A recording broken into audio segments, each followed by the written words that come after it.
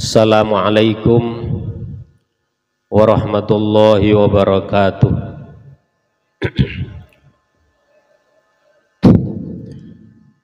Bismillahirrahmanirrahim. Alhamdulillahilladzi anzalal Qur'ana bi afsahil lisan. Asyhadu an la ilaha illallah wahdahu la syarikalah wa asyhadu anna Muhammadan abduhu wa rasuluhu la nabiyya ba'da.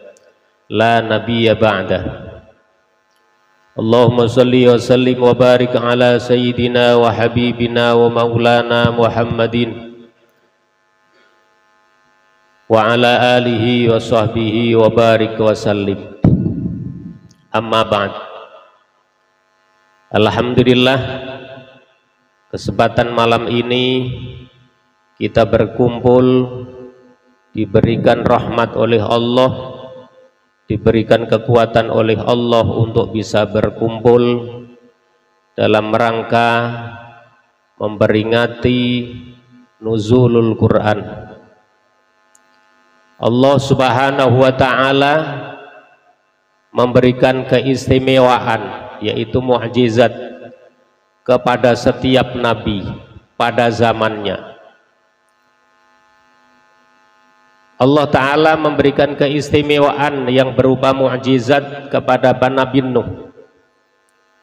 Nabi Nuh diberikan wahyu oleh Allah untuk membuat kapal atau perahu yang besar, karena pada saatnya Allah Ta'ala nanti akan mengijabahi doanya Nabi Nuh yang beberapa ratus tahun diajak untuk mengenal Allah, untuk bertauhid, memahasucikan Allah, tapi umatnya tidak banyak yang pada iman, sehingga saat itu Nabi Nuh memohon kepada Allah agar ditimpakan musibah kepada umatnya. Allah mengijabahi, namun Allah Ta'ala memerintahkan Nabi Nuh untuk menanam pohon. Pada akhirnya nanti dibuat kapal yang akan menapung kepada umat-umat yang beriman, dan Allah Ta'ala memberikan keistimewaan itu sehingga Allah Ta'ala menyelamatkan Nabi Nuh beserta umatnya yang beriman. Selain orang-orang yang beriman dimusnahkan oleh Allah melalui musibah banjir bandang, dan Allah Ta'ala menyelamatkan Nabi Nuh beserta pengikut-pengikutnya, yaitu orang-orang yang beriman beserta hewan-hewan diambil satu pasang. Itu pada zaman Nabi Nuh. Begitu juga Nabi Ibrahim. Allah Ta'ala menyelamatkan Nabi Ibrahim dari panasnya api yang telah dibakarkan oleh Namrud. Layaknya api itu panas dan membakar, tapi Allah Ta'ala menyelamatkan Nabi Ibrahim dari keganasan dan kesombongan Raja Namrud untuk membakar Nabi Ibrahim. Itu bagian dari mukjizat yang Allah berikan kepada Nabi Ibrahim. Begitu juga Nabi Saleh, Nabi Musa diberikan keistimewaan oleh Allah berupa tongkat untuk dipukulkan di laut, bisa membelah laut, karena akan dibunuh oleh Fir'aun beserta pasukannya. Nabi Musa diselamatkan oleh Allah melalui mukjizatnya, yaitu berupa tongkat. Begitu juga tangan Nabi Musa bisa mengeluarkan api. Mukjizat demi mukjizat, yaitu satu peristiwa yang di luar nalar manusia, itu telah diberikan oleh Allah kepada nabi-nabi terdahulu, dan mukjizat itu hanya dialami dan dilihat di zamannya. Tapi Allah Subhanahu wa ta'ala memberikan keistimewaan, yaitu mukjizat kepada nabi kita, yaitu Muhammad sallallahu alaihi wasallam, berupa Al-Qur'anul Karim. Al-Quranul Karim diturunkan oleh Allah untuk membimbing manusia, untuk membimbing umat dengan cara-cara mengajak untuk bisa berpikir menggunakan akalnya agar manusia itu beriman kepada Allah. Mukjizat demi mukjizat yang telah diturunkan oleh Allah kepada nabi-nabi terdahulu adalah pada hakikatnya agar para nabi itu mengenalkan pada umatnya terhadap keagungan Allah dan keesaan Allah, bahwa Allah itu maha satu yang dibuktikan melalui kalimat la ilaha illallah, tidak ada Tuhan kecuali Allah. Tapi untuk mengenalkan umat ini, nabi-nabi terdahulu diberikan mukjizat berupa apa yang disebut tadi.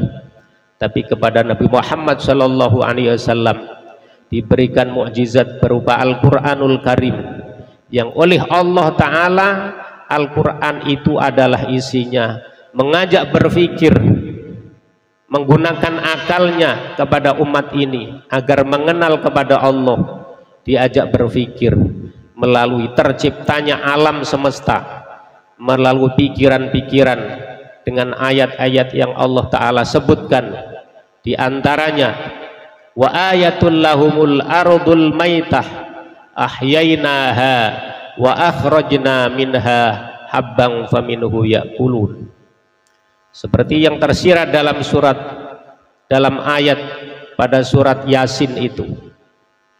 Wa ayatun, lan sebagai tanda bukti Allah, yaitu ardul maitah, tanah yang tandus, tanah yang mati, kemudian dihidupkan oleh Allah melalui turunannya hujan, melalui sumber-sumber yang diberikan.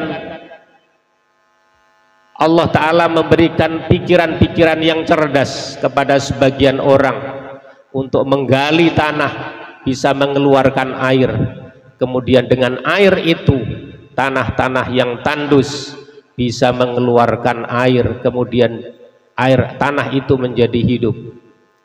Allah Ta'ala menurunkan hujan kepada tanah-tanah yang mati, juga tanah itu menjadi subur. Dari situlah Allah Ta'ala mengeluarkan biji-bijian, mengeluarkan tanam-tanaman, mengeluarkan buah-buahan, dan semuanya itu dinikmati oleh manusia. Dijelaskan oleh Al-Quranul Karim bahwa itu bagian dari tanda-tanda Allah telah memberikan nikmat dan berkah kepada umatnya. Masih banyak lagi. Walaupun begitu banyak orang-orang yang menentang di saat Al-Quran itu diturunkan. Ada yang menyaksikan, tidak percaya dengan adanya Al-Quranul Karim. Mereka mengatakan bahwa Muhammad adalah bohong, itu adalah karangan Muhammad, itu adalah susunan Muhammad. Saat itu diantaranya diturunkan oleh Allah sebuah ayat, qul la in ijtama'atil insu wal jinnu ala ayyatu bimithli hadzal qur'an la ya'tuna bimithlihi walau kana ba'duhum li ba'din dhahira. Muhammad, apabila umatmu itu sangsi, bimbang terhadap Al-Quran yang telah aku turunkan, maka coba mereka berkumpul beberapa manusia dan bergabung dengan jin yang mereka telah bisa berpikir. Mereka berkumpul untuk membuat susunan seperti Al-Quran. Coba bikinkan. Dalam ayat lain Allah Ta'ala juga menyinggung, wa in kuntum fi raibim mimma nazzalna ala abdina fa'tu bi suratim mim mithlihi wada'u syuhada'akum min dunillahi in kuntum shadiqin. Kalau kalian bimbang terhadap Al-Quran yang telah aku turunkan, maka coba bikinlah satu surat, ya, satu surat, walaupun yang paling kecil, yang paling sedikit ayat itu, ayat dalam surat itu. Yang kita tahu adalah 3 ayat Al-Quran, surat Al-Quran yang paling sedikit, yaitu inna a'tainakal kautsar wa sholli li rabbika wanhar inna syani'aka huwal abtar. paling sedikit adalah 3 ayat. Coba bikin seperti indahnya susunan Al-Quran, seperti yang telah tertera di dalam surat yang telah diturunkan oleh Allah ini, maka manusia tidak mampu. Kalaupun mereka bisa coba untuk menandingi seperti dalam yang kita kenal, surat yang coba dibuat oleh sebagian orang-orang yang menentang, ada suatu kalimah al-filu mal-fil wa ma adraka mal-fil, dia coba membuat, tapi hanya menceritakan keadaan gajah. Apa itu gajah? Terus disebutkan wa khurtumuhul tawil, belalainya panjang, wa batnuhu kabir, dan lain sebagainya. Ternyata apa yang telah disusun oleh diantaranya Abdullah bin Ubay, sahabat seorang yang menentang kepada Rasulullah, ini malah ditertawakan oleh teman-temannya. Tidak seperti indahnya susunan Al-Quranul Karim. Maka Al-Quranul Karim adalah satu bentuk mukjizat, satu bentuk, ini bukan susunan Muhammad, bukan bikinan Muhammad, ini memang bikinan ayat yang telah diturunkan oleh Allah Subhanahu wa Ta'ala. Maka Al-Quran adalah mengajak, diantaranya susunan-susunan kalimahnya yang telah memberikan keistimewaan kepada umat ini. Kita ketika membaca Al-Quran, karena ini kalamullah, maka dikasih pahala setiap huruf siapapun yang membaca. Siapa yang sibuk ngurusi Al-Quran, mereka akan diperhatikan oleh Allah Subhanahu wa Ta'ala, seperti hadis-hadis yang telah banyak disebutkan. Begitu juga ketika kita memahami makna Al-Quran, akan semakin yakin kita bahwa Allah adalah Zat yang Maha Agung dan Zat yang Maha Bijaksana. Malam ini kita bersama-sama memperingati Al-Quran diturunkan. Ayat yang telah diturunkan pertama adalah surat Al-Alaq yang dimulai dengan Iqra bismi rabbikal ladzi khalaq khalaqal insana min 'alaq Iqra wa rabbukal akramul ladzi 'allama bil qalam. Bacalah Muhammad, ya, kita sebagai pewaris Al-Quran ini, yang mewarisi Al-Quran ini, yang telah dipilih oleh Allah, hati kita digiring untuk senang dan cinta kepada Al-Quran ini. Dan Al-Quran yang pada awalnya diturunkan oleh Allah kepada Nabi Muhammad Sallallahu Alaihi Wasallam, disuruh untuk membaca. Karena dengan membaca, karena dengan belajar Al-Quranul Karim, kita akan dirubah oleh Allah menjadi orang yang tadinya tidak siapa-siapa, akan dirubah, dimuliakan oleh Allah, dan orang yang ditentukan oleh Allah untuk ikut memuliakan terhadap orang-orang yang belajar, menghafal, memahami, dan mengamalkan Al-Quran. Pada saat tertentu, Abi Dzar minta nasihat kepada Rasulullah Sallallahu Alaihi Wasallam.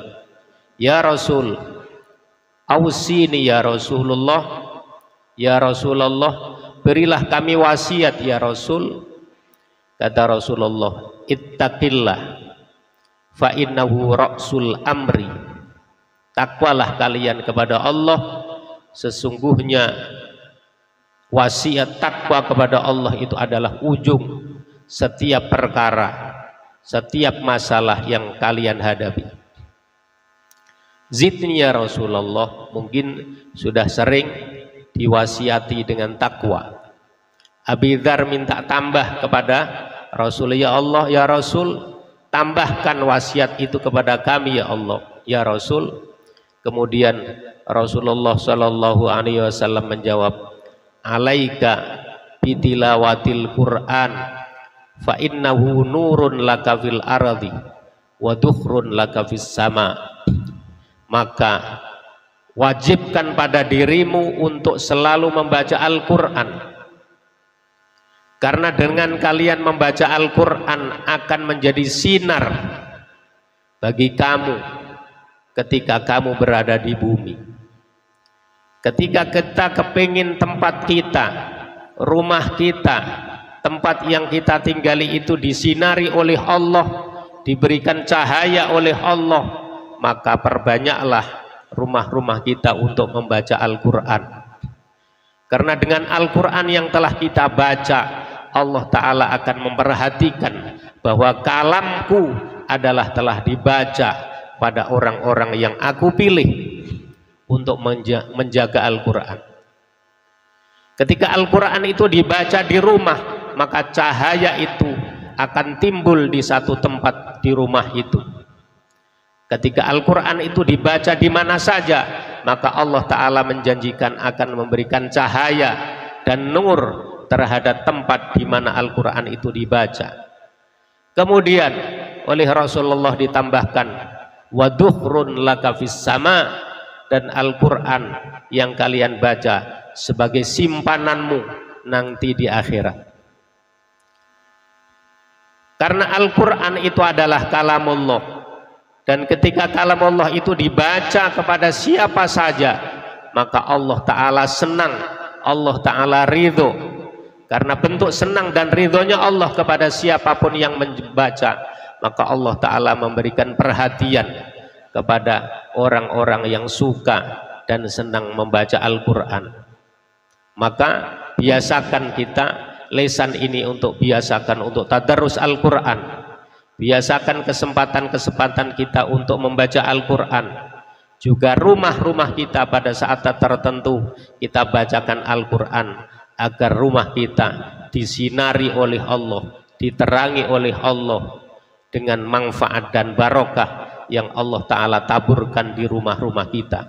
Di samping itu juga bacaan Al-Quran yang setiap kali kita baca menjadi simpanan kita nanti di hari akhir, di akhirat nanti. Semoga Al-Quran yang telah kita baca akan kita petik pahalanya, balasan dari Allah Subhanahu wa Ta'ala. Malam ini begitulah hidup besarnya Al-Quran, agungnya Al-Quran. Malam ini kita coba untuk mengingat kembali bahwa 1400 tahun yang lalu Al-Quran telah diturunkan oleh Allah berupa wahyu kepada Rasulullah Sallallahu Alaihi Wasallam, agar kita selalu membaca Al-Quran, agar kita selalu tadarus Al-Quran. Syukur bagi kita berusaha untuk memahami Al-Quran. Dengan belajar Quran, dengan menghafal Quran, hati-hati kita diterapi Al-Quran, disirami Al-Quran, dihiasi Al-Quran. Insya Allah jasad kita akan dijaga oleh Allah dari kerapuhan ketika nanti wafat.